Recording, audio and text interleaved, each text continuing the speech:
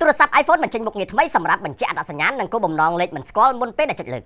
ថ្មីនេះក្រុមហ៊ុន Apple បានប្រកាសមុខងារថ្មីហៅថា Call and Message Screening អំឡុងពេលសន្និសីទថ្មីមួយនៅឆ្នាំ2025ដោយមុខងារនេះគឺសម្រាប់ជួយអ្នកប្រើប្រាស់ទូរស័ព្ទ iPhone ពិនិត្យមើលអត្តសញ្ញាណអ្នកខលមកនិងសារនានាមុនពេលដែលចុចលើកទូរស័ព្ទទទួល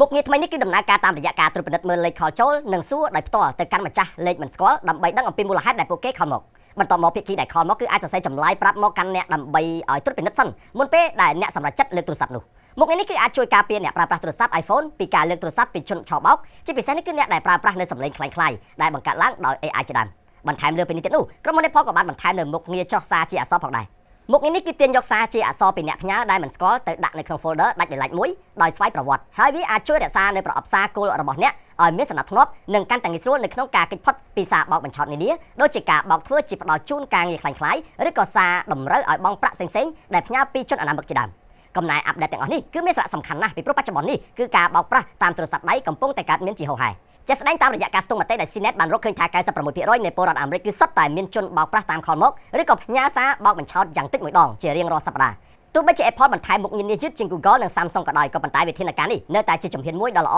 ដើម្បីការពារអ្នកប្រើប្រាស់ពីជនបោកប្រាស់